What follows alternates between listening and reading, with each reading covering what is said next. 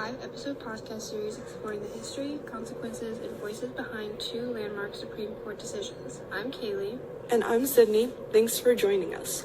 Today we're diving into the Dobbs v. Jackson Women's Health Organization case, the case that ultimately overturned Roe v. Wade after nearly 50 years. It's a major legal moment that reshaped how abortion is handled across the United States.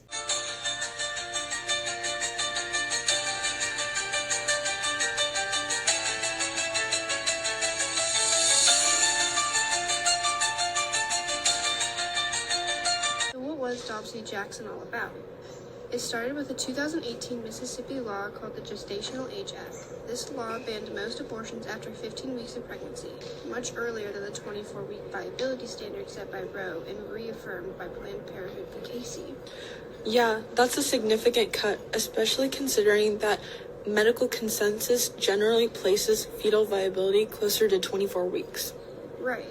The law did include limited exceptions for medical emergencies or severe fetal abnormalities, but not for cases of rape or incest. Almost immediately, it faced legal challenges, and that's what brought us to this case.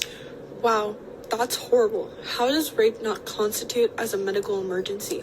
And can't incest lead to several fetal abnormalities? Yes, it can, and those are some interesting points. That, however, is what the law stated. Well, that's a crappy law in my opinion. Agreed. Moving on, the named defendant in this case was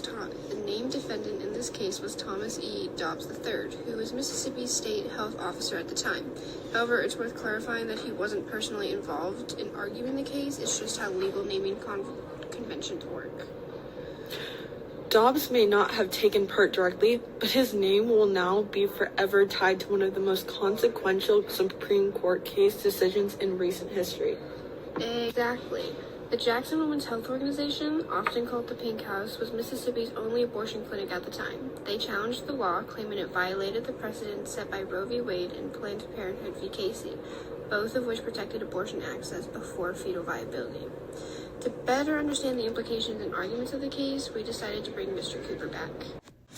What are some of the implications of overturning Roe v. Wade for other constitutional rights? This is where we get into a solid argument about the right to privacy. I will give my personal opinion. I think certainly it's understandable to think Griswold or Loving or any of the other privacy right ones, particularly the 2003 decision, Lawrence v. Texas, which basically overturned any law. Lawrence v. Texas is an important one because it basically, I don't want to say legalized, but it said states cannot regulate consensual sexual activity between people regardless of because of their gender. That's another right to privacy case that is put on this. My personal read is the Supreme Court is entirely uninterested in litigating those things. I think there is one, maybe two justices who would like to overturn those cases, and you need 4 to even bring it before the court.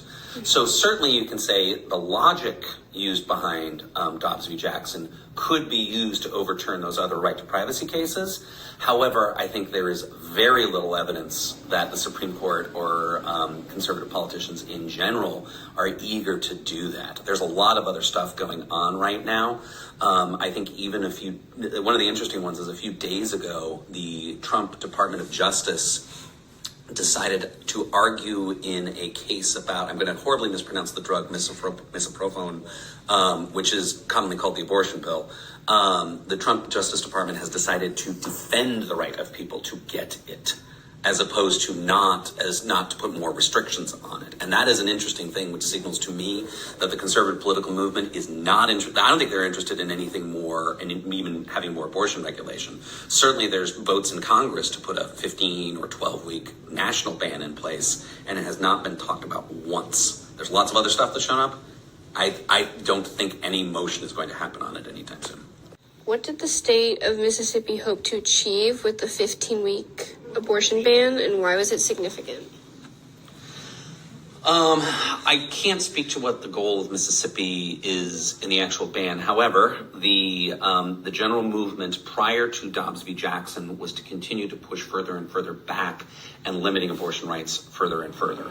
A 15-week ban or a 6-week ban in the case of Texas became really significant because it was sort of like I don't know if the political judicial strategy is the right word, but certainly the trend What are you going to say? The trend, it was up until Dobbs v. Jackson to push on the right back further and further and further.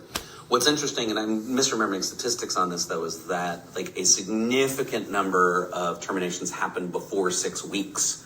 Another significant number happened before 15 weeks. So a lot of times these bans there are certainly changes to the law and limitations of what happened under Roe v. Wade, but they don't impact a super large percentage of people seeking abortion.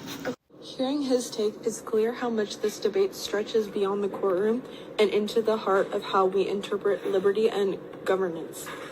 Yeah, exactly. Anyways, back to the story. Dobbs v. Jackson made the argument that the Constitution does not explicitly guarantee the right to abortion. The state's position was that such matters should be left to state legislators, not federal courts. Which is a major departure from the Roe and Casey frameworks. Those cases placed a constitutional shield around abortion access.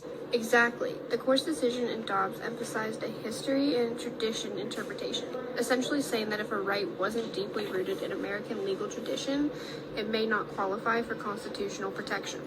It's a narrow and historical reading, and one that's ignited a firestorm of debate around what other rights could be affected down the line. Yeah, ultimately, the court overturned both Roe and Casey. The effect, states are now free to regulate or ban abortion as they see fit. For many, this was a victory for states' rights and democratic governance. For others, it marked a devastating loss of bodily autonomy.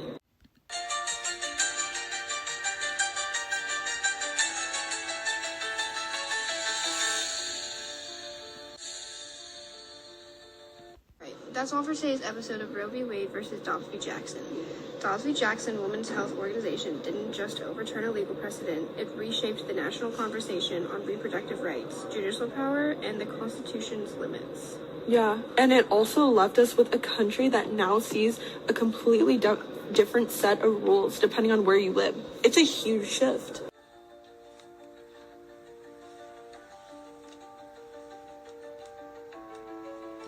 So, on our next and final episode, we will be turning the spotlight on Jackson Women's Health Organization, the only abortion clinic in Mississippi at the time of the case, and the voice that stood up against the Dobbs decision.